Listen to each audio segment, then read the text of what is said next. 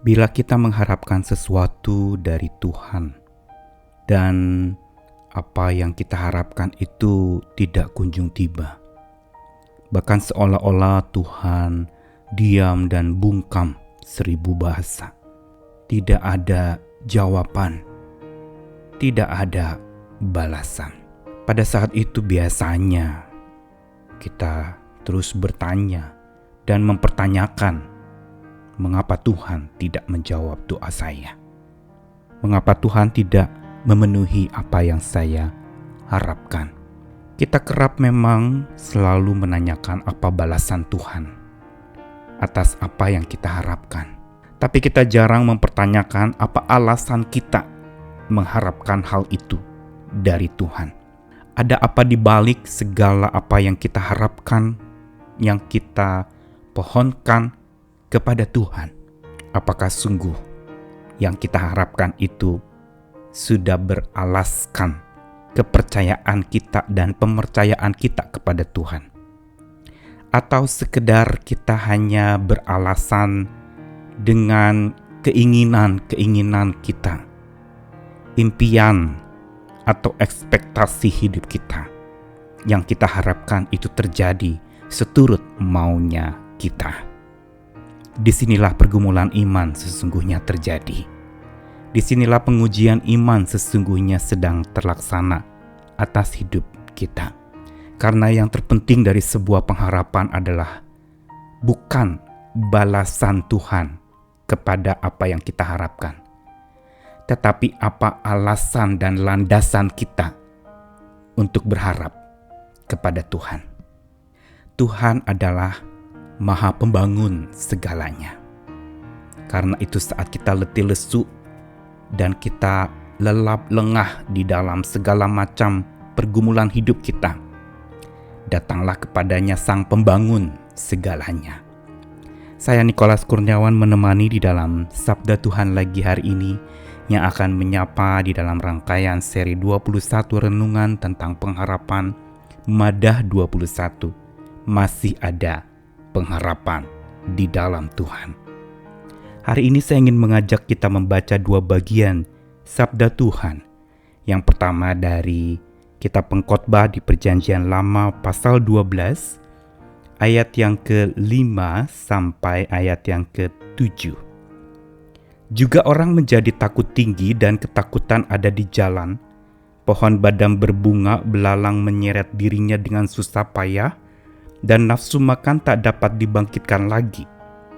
Karena manusia pergi ke rumahnya yang kekal, dan peratap-peratap berkeliaran di jalan, sebelum rantai perak diputuskan dan pelita emas dipecahkan, sebelum tempayan dihancurkan dekat mata air, dan roda timba dirusakkan di atas sumur, dan debu kembali menjadi tanah seperti semula, dan roh kembali kepada Allah yang mengaruniakannya. Lalu satu bagian lagi dari kitab Ibrani, kali ini pasal 3 ayat yang ke-4 sampai yang ke-6. Sebab setiap rumah dibangun oleh seorang ahli bangunan, tetapi ahli bangunan segala sesuatu ialah Allah. Dan Musa memang setia dalam segenap rumah Allah sebagai pelayan untuk memberi kesaksian tentang apa yang akan diberitakan kemudian. Tetapi Kristus setia sebagai anak yang mengepalai rumahnya, dan rumahnya ialah kita. Jika kita sampai kepada akhirnya teguh berpegang pada kepercayaan dan pengharapan yang kita megahkan. Dua bagian dari sabda Tuhan yang tadi dibacakan pertama dari kitab Pengkhotbah ingin memberitahukan kepada kita tentang satu fakta, bahwa setiap manusia akan pergi ke rumah yang kekal, dan dari debu akan kembali lagi menjadi debu seperti semula, dan roh kembali kepada Allah yang mengaruniakannya. Kita semua tahu tentang hal ini.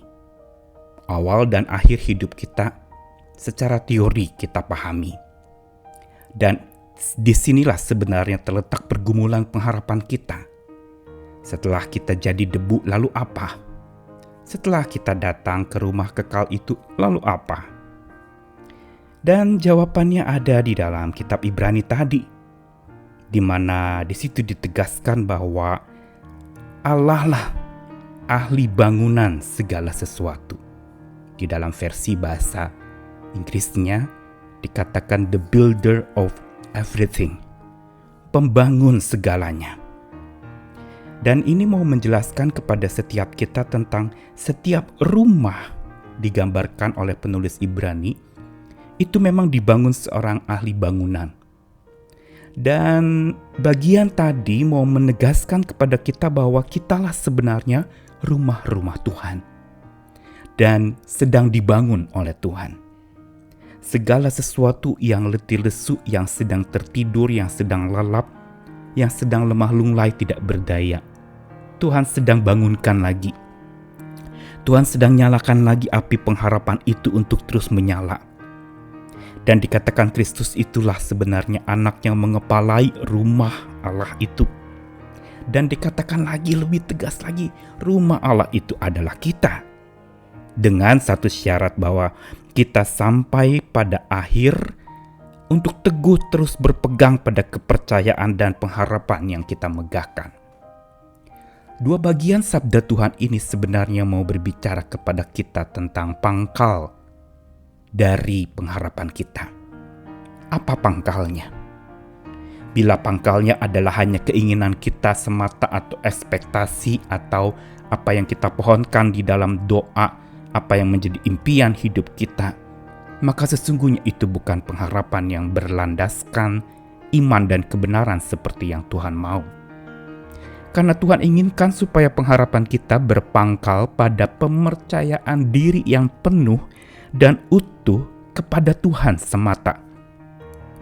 Karena inilah sebenarnya landasan dari pengharapan kita. Bukan berlandaskan sekedar maunya kita. Bukan berlandaskan sekedar keadaan kita hari ini yang sedang morat-marit dan kacau lalu kemudian kita mengatakan, Tuhan bereskan semua ini. Bukan itu sebenarnya pangkalnya. Bukan itu sebenarnya landasannya untuk kita berharap kepada Tuhan. Tapi landasan pengharapan kita yang melampaui sekedar impian, ekspektasi, atau keinginan kita adalah pemercayaan diri yang penuh kepada Tuhan. Inilah iman yang menjadi dasar dari segala sesuatu yang kita harapkan. Dan bila pangkal dari pengharapan kita adalah percaya kepada Tuhan atau pemercayaan diri kepada Tuhan, maka ujungnya adalah jelas, yaitu rumah kekal yang hangat, yang kuat, yang penuh semangat, dan dibangun oleh Maha Pembangun yang abadi. Dialah ahli pembangunan yang cakap. Dialah ahli bangunan yang membangun hidup kita, jiwa kita, semangat kita, kehangatan kita, dan semua di dalam diri kita itu sedang dibangun oleh Sang Maha Pembangun abadi itu. Inilah ujung dari pengharapan kita. Pangkalnya pemercayaan diri, ujungnya adalah rumah kekal yang dibangun oleh Sang Pembangun segala, yaitu Tuhan kita, the builder of everything. Karena itu saat kita lemah lunglai dan bahkan sudah tidak berani berharap lagi, minta Tuhan bangunkan lagi semangat berpengharapan kita, untuk kita tetap bersabar menantikannya dan bersandar kepadanya senantiasa. Berserahlah kepadanya dan berilah dirimu untuk dibangunkan lagi oleh kekuatan yang dari Tuhan.